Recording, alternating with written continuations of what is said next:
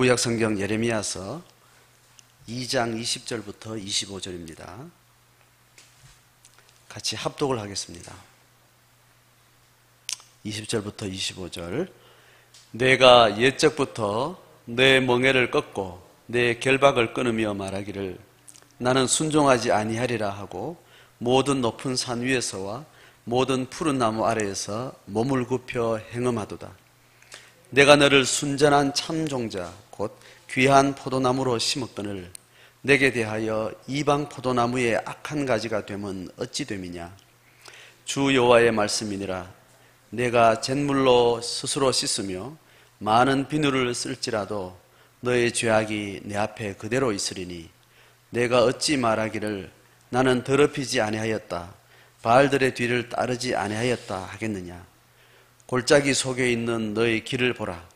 내 행한 바를 알 것이니라. 너는 발이 빠른 검은 암낙타가 그 길에 어지러이 달리는 것과 같았으며 너는 광야에 익숙한 덜 암나귀가 그 성욕이 일어나므로 헐떡거림 같았도다. 그 발전기에 누가 그것을 막으리요. 그것을 찾는 것들이 수고하지 아니하고 그 발전기에 만나리라. 내가 또 말하기를 너의 발을 제어하여 벗은 발이 되게 하지 말며 목을 가라게 하지 말라 하였으나 오직 너는 말하기를 아니라 이는 헛된 말이라. 내가 이방 신들을 사랑하였은즉 그를 따라가겠노라 하도다. 아멘.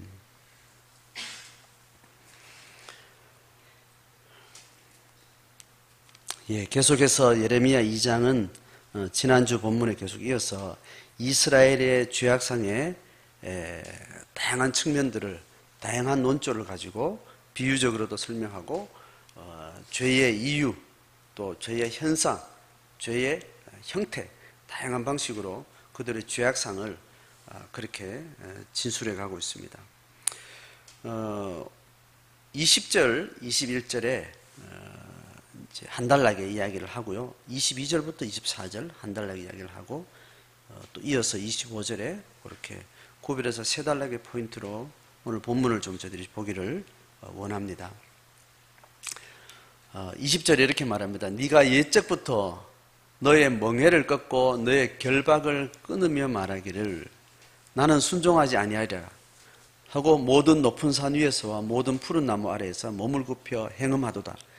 자, 이스라엘 백성들이 가나안에 정착한 이후로 계속해서 지금까지 그들이 하나님을 나는 순종하지 않겠다 그렇게 말하고 이방 신상에 절하는 이런 우상 숭배를 계속해온 거죠. 그거를 높은 산 위에 산당들이 있어요. 그리고 이건 높은 산에 있는 산당들은 기우제와 관련됩니다. 그리고 푸른 나무 아래는 큰 자연 바위나 큰 나무들, 인간의 수명을 훨씬 뛰어넘는 큰 자연 현상이나 자연물 앞에 어떤 신적 기운을 담아서 신적 권위를 부여하고 거기서 그들이 추구하는 바를 예배하고 신을 모시는 거죠.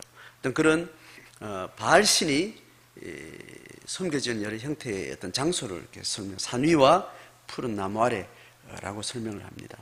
자, 이들이 그렇게 우상 숭배하면서 순종하지 아니하겠다라고 이야기를 하는 거예요. 뭘 순종하지 않겠다라고는 하나님 앞에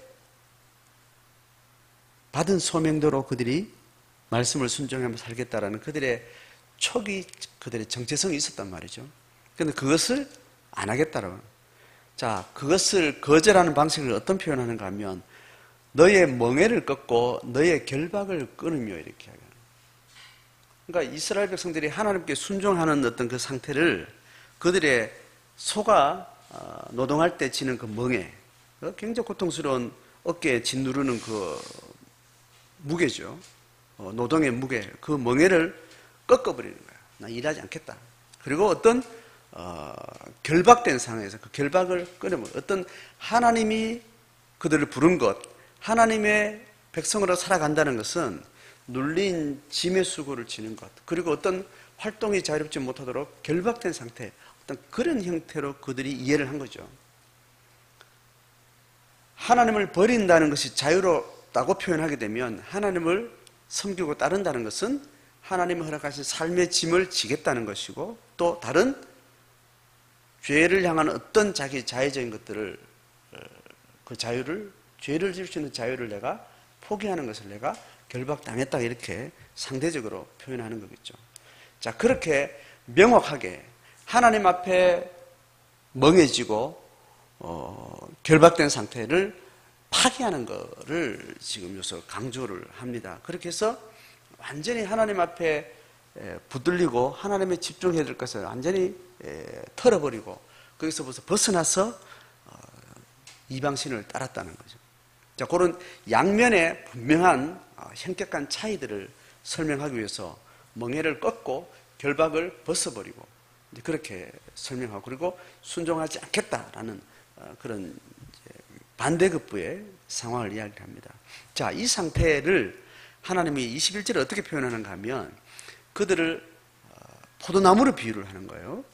그들이 애굽을 떠나서 가나안의 새로운 하나님의 백성으로, 언약 백성으로 그렇게 살게 하신 그 초기 상태를 순전하고 참된 종자, 그 씨앗 자체가, 종자 자체가, 과목의 수종 자체가 들포도가 아닌 잘 개량된 참포도, 또 귀한 포도나무, 귀한 종자, 하여튼 잘 조건을 갖춰주면 풍성한 열매를 맺는 그런 포도나무로 비유해서 이스라엘 백성들의 공동체를 하나님께서 의도했다는 거예요.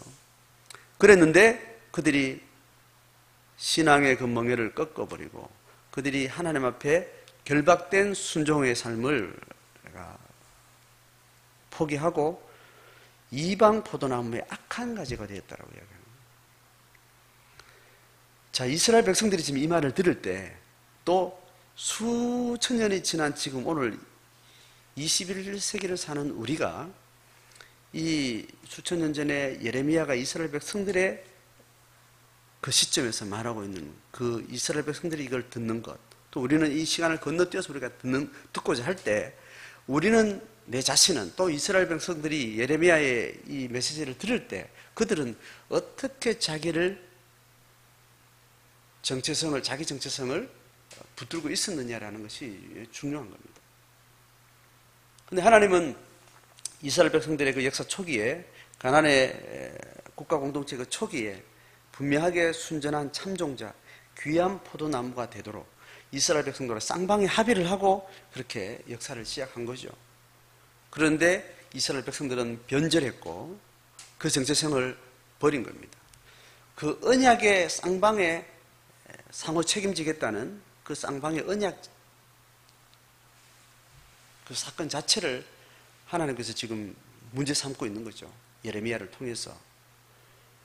그래서 나는 참 순전한 종자요, 귀한 포도나무니 나는 그 포도 열매 맺는 나는 내 삶을 집중하겠다.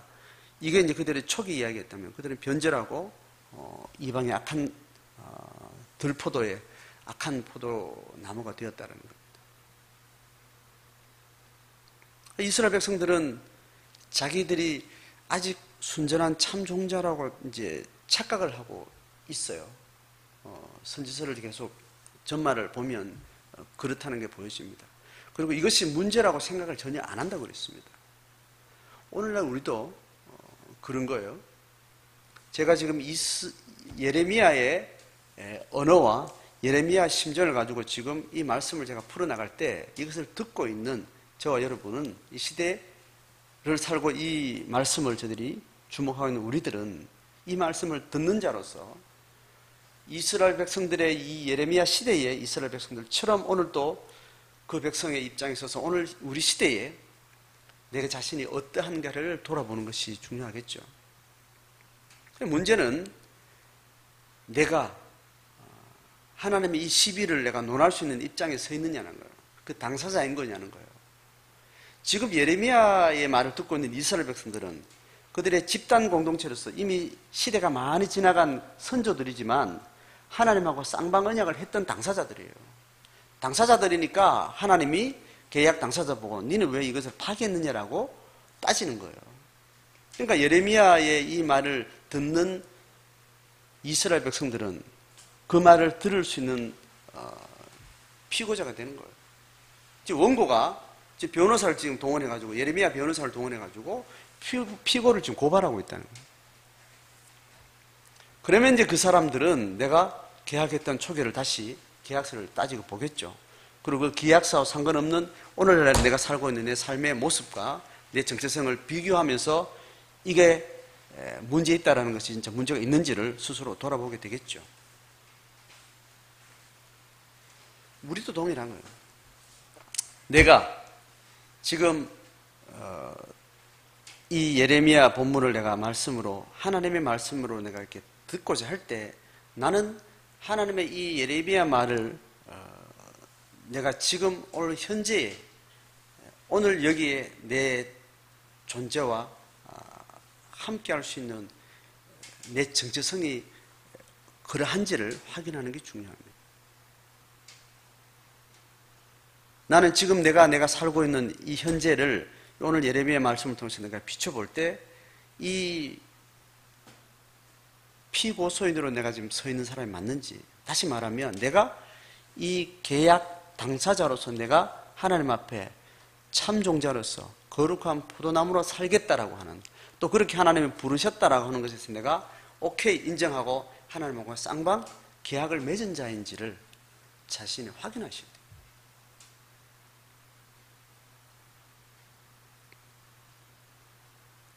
자, 이거는 두 단계에 걸쳐서 확인이 필요한데, 첫 번째는 뭐냐 하면, 아담이 타락하기 이전에 하나님이 창조한 모든 창조세계, 그리고 모든 인류가 하나님의 뜻대로 지음받은 그 상태를 일단 근원으로 봐야 됩니다. 그 원본으로 보셔야 돼요. 그건 하나님이 인간을, 아담과 하와를 지어놓고 뭐 약속하자, 계약하자 이렇게 하지는 않았어요. 그냥 하나님이 의도한 대로 창조하셨고, 의도한 대로 그들은 하나님 앞에 창조되었고, 그 의도대로 첫 관계를 맺었었던 거죠. 자연스럽게 그렇게 하나님의 창조 원리 속에 그들의 생은 시작됐던 거예요. 이제 그 창조된 모든 피조세계는 참종자요 귀한 포도나무였다는 겁니다. 인간을 포함한 모든 창조세계 전체가. 그랬던 자신을 또 내뿐만 아니라 모든 인류와 모든 피조세계는 그렇게 하나님의 손바닥 안에서, 하나님의 통치권 안에서 어떤 피조물도 너 내가 다르지 않고 너는 나와 한 몸이다. 자연과 나는 한 몸이다. 한 하나님의 품 안에서 우리는 하나다, 한 생명이다. 이것이 하나님의 창조 원리며 창조의 섭리의 중심인데, 그것이 깨진 거죠. 그것을 내가 받아들일 때, 나는 태어나서 내가 왜 태어났는지, 어떻게 살다 어디 갔는지, 어디서 왔다 어디 갔는지 전혀 모르다가 성경을 통해서 인간 존재와 영적인 세계와 육의 세계를 통찰하는 지혜를 내가 알고자 할 때, 이 말씀을 통해서 신이 지으셨구나, 하나님이 창조하셨구나, 그런 의도로 지으셨구나, 그런데 그것을 파기한 피조세계 전체는 이런 재앙을 입게 됐구나라는, 그래서 나는 원래 지음받기를 우리 조상 아담 때부터 하나님이 지으신 인류의 삶의 방식과 존재 방식은 하나님의 참포도나무였구나 라는 것을 내가 받아들이면 나는 그 당사자가 되는 거예요.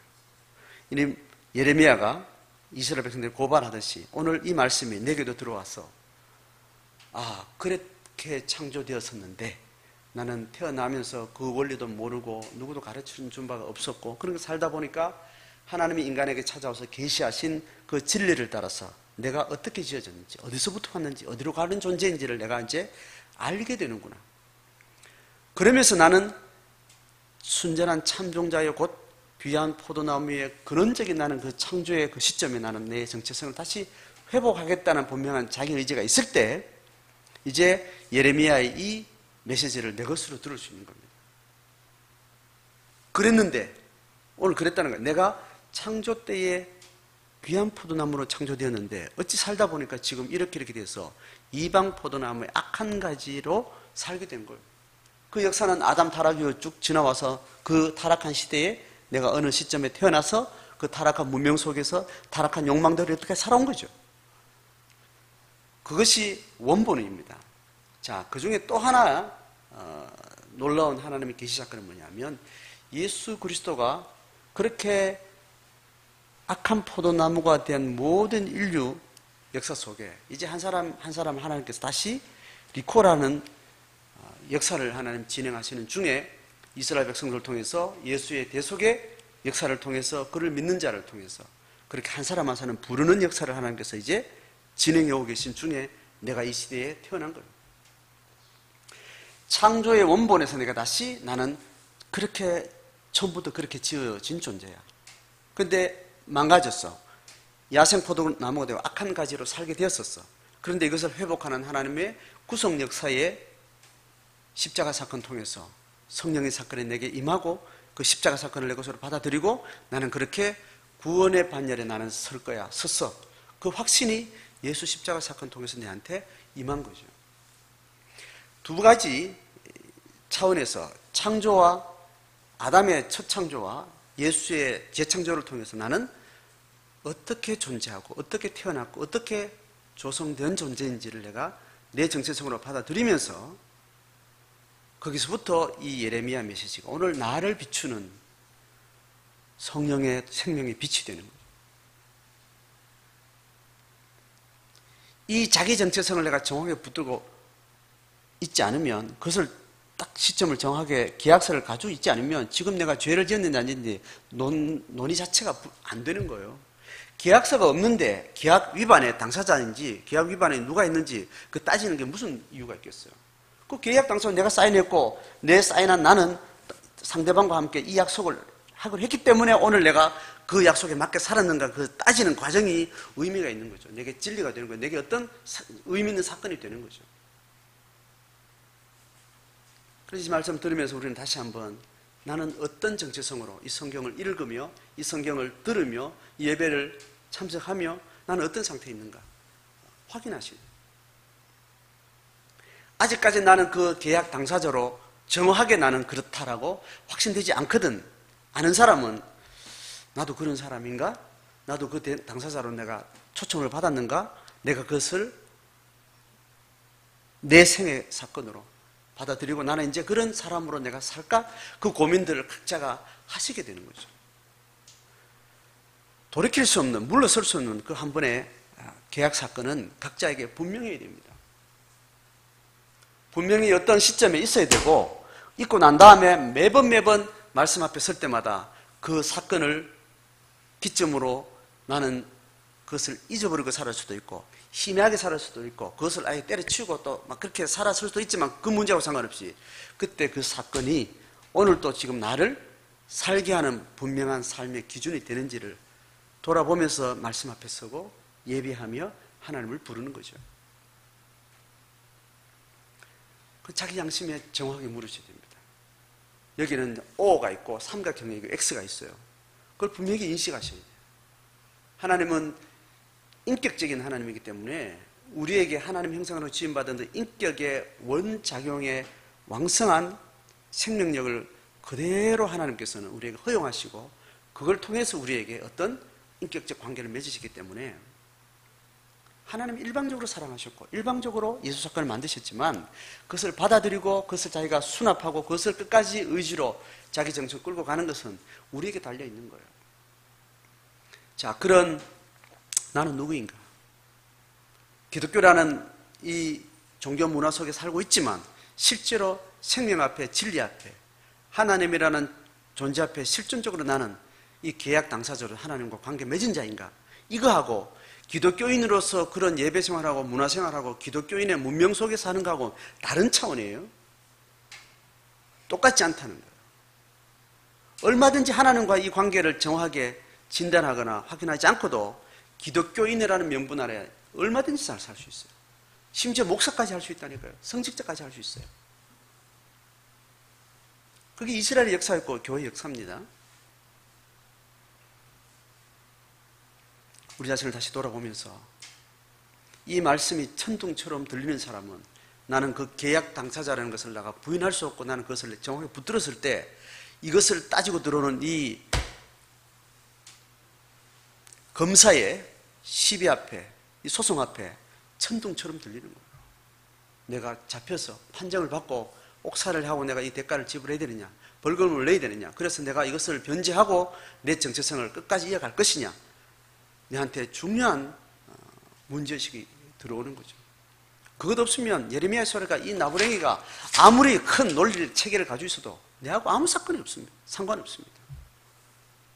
이것 가지고 글을 쓰고 대본을 쓰고 영화를 만들고 연극을 하고 이 논의에 글을 쓰고 하는 이 다양한 것들로 해서 내가 돈 벌어먹고 산다 하더라도 이건 영적으로는 자기에게 아무 이익이 없는 거예요. 오늘 내 자신은 나를 어떻게 하나님 앞에 순전한 참종자 곧 귀한 포도나무로서 난 부름받았어. 나 이 사건은 나는 잊을 수 없어. 나 이거 돌이킬 수 없어. 이거 없이는 내 인생을 설명할 수 없고 내 살아가는 의미를 어떻게도 담을 수 없어. 이거 없이는 내 인생은 정말 어떻게 설명할 수 있겠나. 이것을 강력하게 붙드는 만큼 예레미야의 언명은 내게 정말 삶을 무겁게 짓눌러 나를 인도하는 힘이 되는 거예요.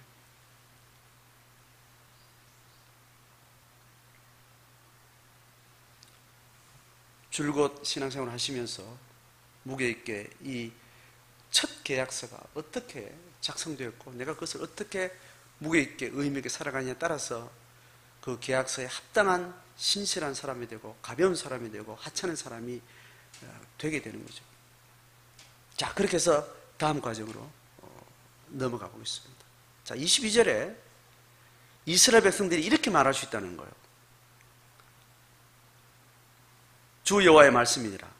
네가 잿물로 스스로를 씻고 많은 비누를 쓸지라도 네 죄악이 내 앞에 그대로 있다는 거예요. 자, 이스라엘 백성들이 잿물로 씻어내고 비누로 써서 죄를 씻는다는 어떤 그런 어떤 이미지를 가지고 죄를 좀 이야기하는데 죄를 좀 숨기고 좀 했는데도 안 했는 것처럼 좀 이렇게 그냥 넘어가고 싶은 그런 발상이 이스라엘 백성들이 있다는 거예요. 그거는 죄를 알고도 넘어가겠다는 것 있지만 잘 몰라서 제가 인식 안 되니까 뭐 씻으면 뭐 되겠지 또 새로 하면 되지 중요하게 생각하지 않는다는 거예요. 근데 그 죄가 얼마나 심각한지는 아까 이야기한 것처럼 계약서를 정확하게 보고 그 계약서가 얼마나 위반됐는지 현재를 잘 직시해야 돼요. 현재 자기를 잘 주목해서 어떻게 위반됐는지를 정확히 알아야 되는데 성경은 어떻게 하냐면 과거의 계약서는 명확하다고 치자. 이것도 기억에 희미하게 만드는 것이 우리의 죄성과 관련되는데 문제는 오늘 내가 그 계약서와 상관없이 살고 있는 삶에 대해서 이렇게 문제가 있네라고 그게 보여지지 않는다는 게 문제예요. 관심도 없는 거죠. 관심이 있어서 본다 하더라도 그게 잘 안 보인다는 거예요. 성경은 그것을 계속 이야기한다 했죠. 그래서 주의하라 그렇게 이야기한 거예요. 깨어있으라 이렇게 이야기하는 거예요. 정신 차리지 않으면 이게 안 보인다는 거예요. 그래서 이게 죄가 죄인 줄도 모르고 심각한데 심각한 줄도 모르고 그냥 지나치기 때문에 계속 그것은 계속 누적된다는 거예요.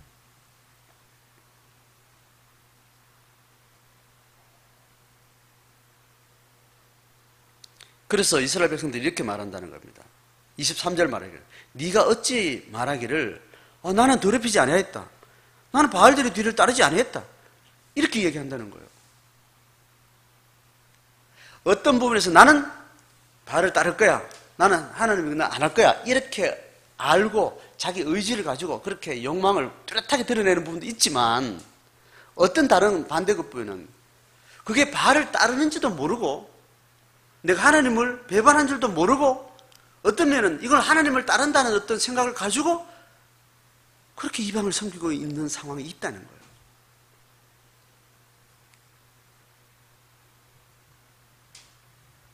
그래서 나는 더럽히지 않았어요. 이거 바알을 따른 거 아니에요. 이렇게 생각한다는 거예요. 자, 여기에 대해서 예레미야가 어떻게 말하는가 하면 골짜기 속에 있는 네 길 봐라. 자, 골짜기는 한적한 곳입니다. 사람이 안 다니는 곳이에요. 그런데 골짜기 속에 사람들이 길을 만든 건 아닌데 네가 만든 길 봐봐라. 자연에서 만들어지는 길은 다 길을 만들어서 된 게 아니고 그냥 걸어가서 그냥 길이 된 거잖아요. 오솔길이라는 게 그렇잖아요. 네 길을 봐라. 네가 행한 바를 알지다. 이렇게 이야기하는 겁니다. 그러니까 내가 어떤 죄를 지었지? 내가 뭐 죄를 지었습니까? 내가 어떻게 하나님을 배반했습니까? 어떻게 내가 우상을 섬겼습니까? 이렇게 말할 수 있다는 거예요. 그걸 잘 통찰하려면 네가 만들어 놓은 길을 봐라. 나는 이 길 안 갔어요. 난 여기 안 다녔어요. 그렇게 말한다는 거예요. 그런데 숲에 잡초를 밟고 몇 번만 다니면 이렇게 길이 생기잖아요. 이 길 난 거는 이건 네가 다녔으니까 길 난 거지. 나는 어디로 돌아가는지 사진 찍어 놓은 것도 없고 뭐 기록해 놓은 것도 없고 뭐 지적도에다가 뭐 점 찍어 놓은 것도 없고 그런데 나 어디 다니는지 잘 모르겠어요. 나는 이 길을 안 다녔어요. 이렇게 말하지만 나 있는 길 봐라. 네가 요리 댕긴 거야. 최소한 반복해서 다녀야지 이 길이 이렇게 안 생겨. 그렇게 이야기하는 겁니다. 그러니 우리가 우상을 섬겼다.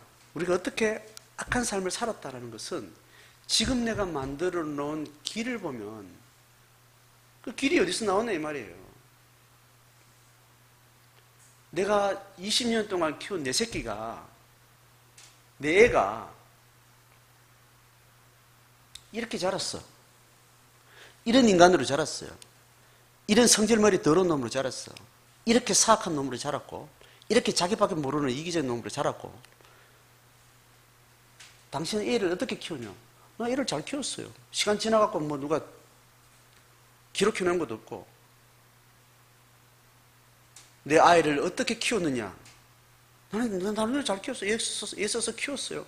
그래서 애 잘 컸어요. 보세요. 어떻게 키웠는지를 어떻게 알 수 있나요? 애 키운 걔 인간의 인격을 보고 아는 거예요. 그렇지 않나? 애가 왜 이렇게 무기력하고, 애가 왜 이래 불안하고, 애가 왜 이래 한번 작심한 거 끝까지 못하고, 왜 이렇게 불안하고, 왜 이렇게 중독이 빠지려고 그러고, 왜 다른 사람 이렇게 말에 마음이 빼앗기고, 귀가 얇고, 뭐 뚝심 뭐 자기 길 가는 것도 없고, 한번 죽고 싶다 그러고, 애가 심리 상태가 왜 이러냐는 거예요. 애를 그렇게 키운 거예요. 그렇게 키웠으니까 애가 이렇게 된 거예요. 어떻게 키우는지 뭐 잘 모르겠네. 이제 그건 이제 따져보면 알겠지만 그렇게 키워서 애가 그렇게 된 거예요. 그러면 그 키운 것에 대해서는 평가가 나온 거잖아. 난 그렇게 밖에 못 키운 거예요. 그 책임이 학교에다 있느냐, 부모에게다 있느냐, 뭐 다양한 것은 또 따져가서 우리는 다 이야기할 필요 있지만 어쨌든 애가 크는 동안 이렇게 클 수밖에 없는 환경은 있었다라는 것은 시인할 수밖에 없는 것 아니에요. 우리 문명이, 이 문화가, 이 시대가 한 인간을 평생 살아갈 수 있는 인격과 삶의 가치를 형성하는 10대가 지나는 때까지 애들을 어떤 상태에서 키웠으니까 이 시대 청년들이, 이 시대 아이들이 이 지경이냐. 결혼의 욕망도 없고 비전도 꿈도 없고 자살하는 사람들이 많고 철저하게 이기적이고 비인격적이고 성격 장애가 많고 이 국가와 사회가 한 시대를 열심히 살았다는 거예요. 결과가 어떤 뭐 여러 가지 긍정적인 부정도 있겠지만 자식 키운 거 이 꼬라지를 보라고.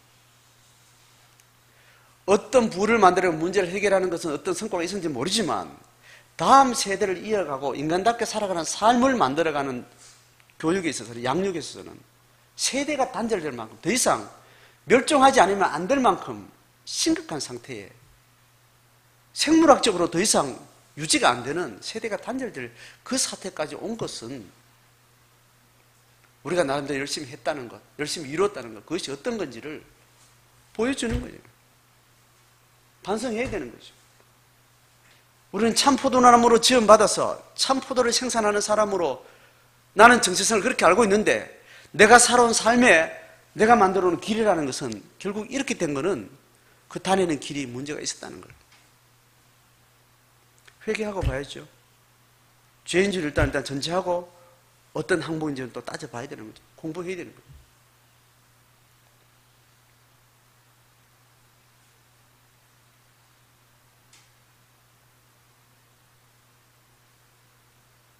골짜기 속에 있는 내 길을 봐라. 우리는 우리 골짜기 속에 있는 많은 길을 잘 볼 수 있어야 됩니다. 우금리 공동체에 와서 저희들이 농사를 하면서 농사를 이렇게 짓자 저렇게 짓자, 지구 환경 자체가 종말에 이르렀다 그러잖아요. 신적, 계시적, 역사적, 종교적 종말을 이야기하기 전에 지구의 어떤 자연의 원리 자체가 망가지고 인류 자체가 이 지구별 전체, 이 엄청난 덩치 우주 전체가 운행되는 지구 운행에 있어서 생물이 더 이상 생존할 수 없을 정도로 위기를 만들어 놓은 거예요. 누가요? 인간이. 이 지구 환경의 사태를 보면 인간이 수백 년 동안 어떤 삶을 이 지구상에서 만들었는지를 알 수 있는 것 아니에요. 집단적 연재적 책임을 묻고 하나님이 창조하신 하나님이 창조물 전체를 향해서 집단 의식을 가지고 하나님 이것은 창조 원리에 벗어났습니다라고 반성할 수 있는 사람을 불렀다면 우리는 인류 전체가 만든 이 문명에 대해서 내가 했소라고 생각하면 심각한 마음으로 반성할 수 있어야 되는 거예요. 그럼 창조 원리대로 하나님이 원래 지으신 창조 원리를 우리가 안다면 그 원리에 맞는 삶으로 다시 전환하는 문제제기를 할 수 있어야 되는 거예요. 일단 하나님 앞에 그걸 기도할 수 있어야 되는 거예요. 인류 앞에 드러내는 것은 정치와 어떤 힘이라는 것이 어느 정도 임기점을 만들지 않고는 어떤 식으로 변화가 없어요. 그러나 하나님 앞에는 그렇지 않다 하잖아요. 100이 아니라 해도 한 명이 하나님의 뜻에 합해서 맞다고 하면 그 기도를 하나님께 들어서 땅을 뒤집고 땅을 엎고 역사를 바꾸고 하나님 하시겠다 하시기 때문에 우리가 잘못 살고 있는 이 풍성한 이 식문화, 풍성한 놀이문화, 풍성한 엄청난 기술 문명, 자동차 문화, 이 문화가 얼마나 화려한지 모르지만 그 화려함이 얼마나 큰지 모르지만 인간의 근원 자체를 이제 완전히 망가뜨리는 호모사피엔스 이 종 자체가 이제 종말이 왔다 하는 그 예측이 가능한 상황까지 온 거예요. 하나님의 창조를 의식하는 사람이 이 문제를 심각하게 보지 않고 잘 살다 가면 되지 뭐. 석유가 어떻게 마르든지 환경이 어떻게 되든지 지금 내 한 끼 세 끼 먹는 거 그거 신경 쓰면서 살다 가면 되지 뭐. 죽음을 넘어서는 순간 하나님 우리에게 따져 묻습니다. 네 뭐하고 왔냐? 그 많은 정보와 그 많은 데이터 앞에 네가 하나님을 창조주라고 말하면서 창조 회복의 주체라고 너는 이야기하면서 그 연대적 책임에 대해서 네가 한해 일말의 양심에 가책과 애통함이나 그걸 위해서 네 인생에 어떤 에너지를 네가 쓴 적이 있냐? 이 시대 교회를 보고 물을 거예요.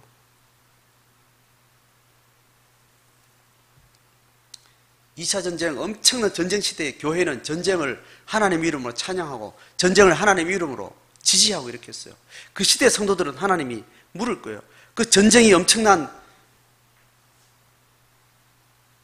시대에 교회는 거기에 대해서 네가 하나님 뜻을 따라서 경고하고 문제를 가지고 이야기한 적이 있냐? 노예제도가 엄청난 그 시대에 그 노예제도를 엄청나게 누렸던 그 문화나 그 국가들은 기독교 국가라는 떵떵거리면서 기독교 국가를 나팔 불면서 그 시대를 지냈어요. 그 시대 기독교인들이 하나님 묻겠죠. 인간을 개돼지처럼 취급하는 노예 그 시대에 네가 네 재산을 노예 숫자로 네가 카운트하고 노예 숫자만큼 네가 성공했다 그러고 노예를 누릴 만큼 하나님의 축복받았다 이런 거짓된 이야기를 하고 네가 살았냐? 그러면서 하나님의 창조를 이야기하고 하나님의 사랑을 이야기하고 하나님의 생명을 네가 이야기했냐? 물으실 거예요. 지구 환경 문제 시대를 우리가 살고 있습니다. 하나님이 이 시대 교회를 향해서 물을 거예요. 한국 사회가 독재를 지나고 교육의 이 엄청난 망가진 시대에 땅 투기하고 새마을운동에서 막 번창하는 경제적 부가 가파르게 올라갈 때 교회는 상대적으로 고통당하고 상대적으로 억울하고 상대적으로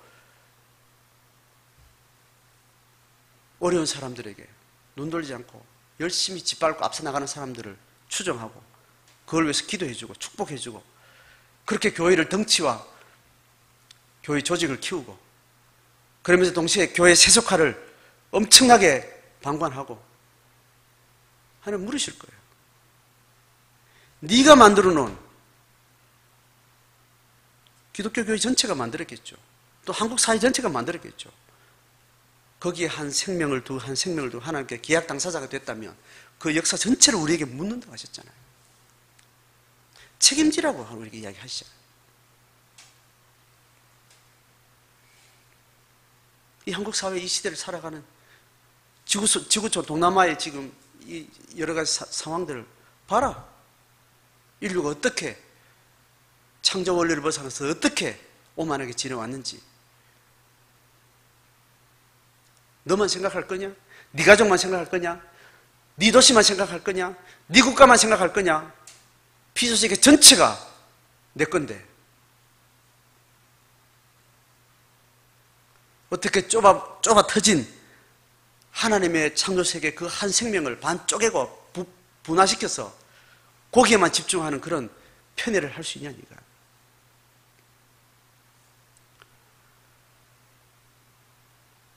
그래서 네가 달려간 그렇게 문명을 만들고 네가 열심히 행한 바가 어떤 식의 행인지 아냐? 이렇게 하면서 23절 하반부터 하나님 이렇게 이야기해요. 발전기를 만난 암낙타와 들락이 있죠. 야생동물, 가축화된 동물 말고 야생동물이 가지고 있는 이 생물학적 본능이라는 것은 굉장히 강력해요. 어떤 척박한 환경에서도 그걸 반드시 이루고 다음 세대를 이어가도록 본능화되어 있습니다. 들의 낙타가 들 나귀가 발전기 들었을 때 짝을 차서 울부짖으며 먹지도 않고 몸을 상해가면서 대를 이어가기 위해서 그렇게 분주하게 움직이는 그 엄청난 욕구와 욕망, 그 힘, 그것을 이야기해요. 네가 달려온 그 걸음이 이렇게 집요하고 이렇게 누구도 통제할 수 있는 그런 강력한 욕망에 사로잡혀서 니도 모르게 그렇게 살아온 거 아니냐? 그 발전기의 그것을 누가 맡겠느냐?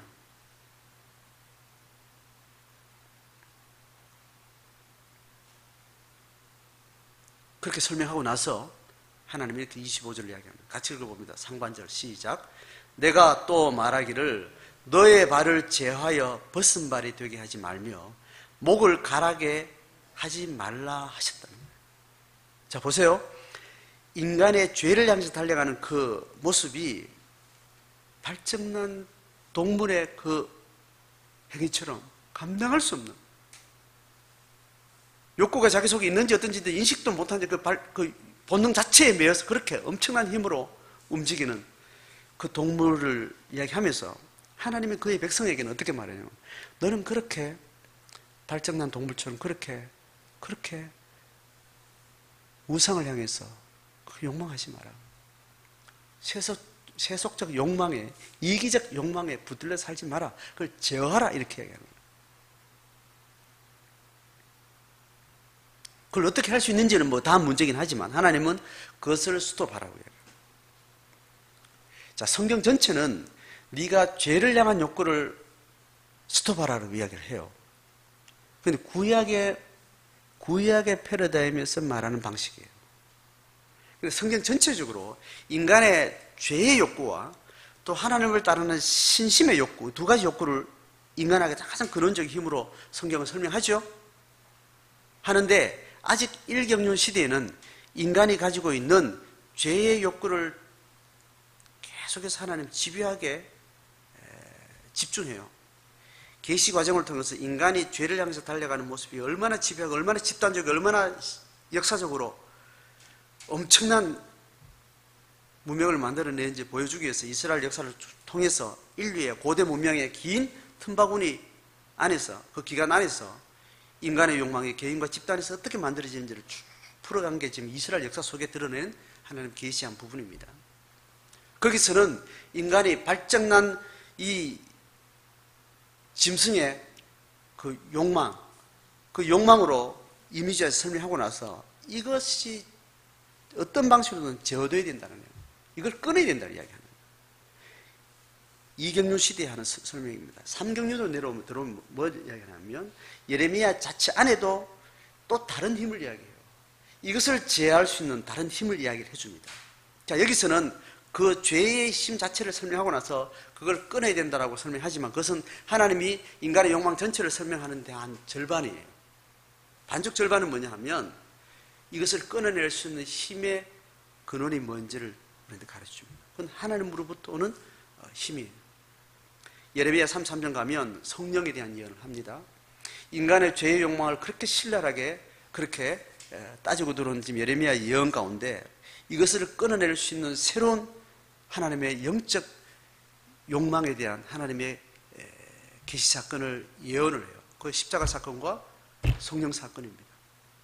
십자가 사건은 죄를 치환하는 것, 대치하는 것, 대속의 어떤 원리를 가지고 있다면 그 원리를 통해서 인간에게 그 강력한 죄의 욕망만큼 그것을 통제하고 하나님의 창조 원리를 우리 가운데 심화시켜 나가는 그 힘인 성령 사건을 하나님께서 준비를 하고 계시는 거죠. 예레미야 31장, 33장 거기에 이경륜 시대를 넘어서는 삼경륜 시대에 성령 시대를 예언하는 그 내용이 나옵니다. 그래서 성경에 우리 신약 성경은 우리 너무 잘 아는 거. 인간의 성령의 소욕과 육신의 소욕이 있는데 육신의 소욕을 제어하는 것, 그것이 제어한다는 말로 되지만 사실은 어떻게 해서 제어하는가 하면 우리의 중립적 의지로 되어지는 건 아니라는 거예요. 인간의 욕망은 육신의 소욕을 제어하는 것은 따로 있는 게 아니고 맞서고 있는 성령의 소욕의 힘만큼 제어가 되는 이야기를 합니다. 자, 이것을 객관화된 우리의 입장에서는, 우리의 시점에서는 우리 안에 있는 육신의 욕망을 잘 분별해서 이 욕망을 잘 통제해야 되는데 이것은 내 힘으로 할 수 없고 하나님의 힘으로 할 수 있는데 그 하나님의 힘이라는 것은 성령이 나를 통해서 일하는 일의 원리를 잘 이해하고 거기에 우리가 순적하게 성령의 힘으로 충만하게 우리가 집중하는 것. 그렇게 할 때 성령의 욕구는 육신의 소욕을 거슬러 그것을 제어하게 하시는 것.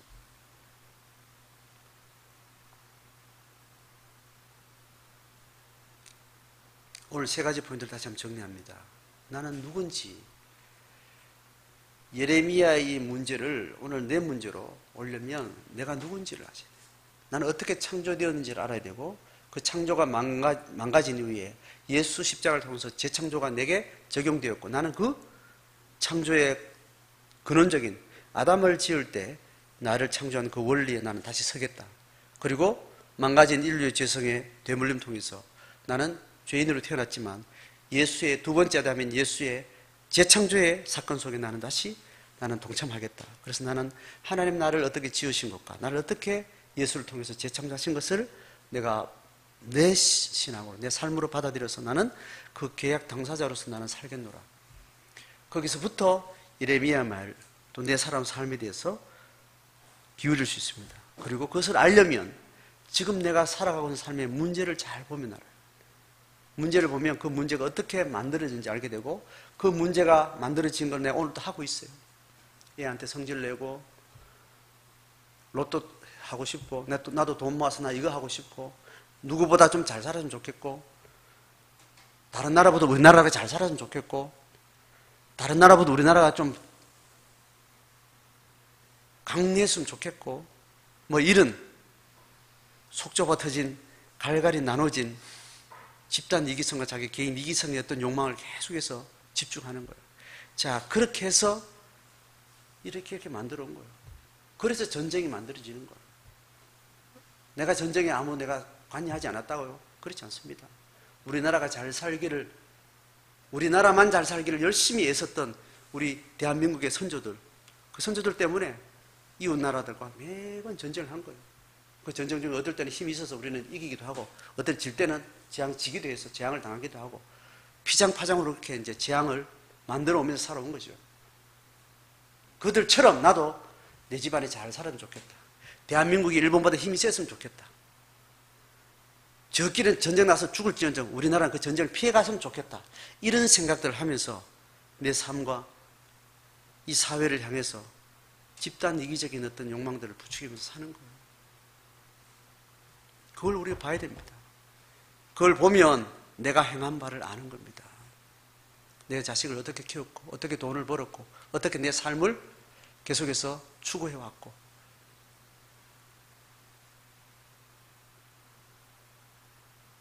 하나님은 그 욕망을 제어하라고 해요. 그 욕망이 어떻게 만들어지고 어떻게 임계점에 일러서 어떤 재앙의 사건을 만들어가는지를 알면은 내가 오늘 신락 같은 하루, 실로 오라기 같은 있으나마나한 삶을 사는 중에도 작은 미세한 그 길을 만드는데 내가 일조를 하는 겁니다. 그래 추구를 하는 겁니다. 또 그렇게 하면 거기에 하나님이 함께 하실 것 같은 말도 안 되는 착각을 하면서 그걸 또 기도하고 또 그 이루어지면 그게 하나님이 했다고 또 떵떵거리고 또 하나님 이름을 그걸로 찬양하고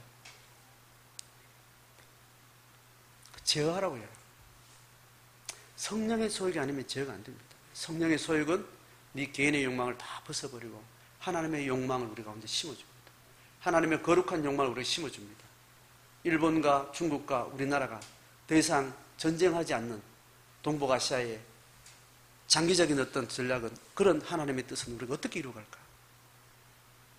그런 거룩한 욕망을 하나님께서 우리에게 주시는 거예요. 나는 일본 사람도 아니고 대한민국 사람도 아니고 중국 사람도 아니고 하나님 나라의 백성이다. 이 정체성을 가지고 어떤 치우친 자기 편협한 욕망의 큰 힘에 휘둘리지 않고 하나님의 역사를 기도할 수 있는 그런 사람으로 살게 되는 거예요. 거룩한 한 성도 개인을 향해서 거룩한 한 집단 교회를 통해서 한 시대의 교회 공동체를 향해서 하나님께 고발하면서 오늘로 살아왔던 삶을 보고 거룩한 욕망으로 내 발걸음을 옮기고 그렇게 삶을 이어가라고.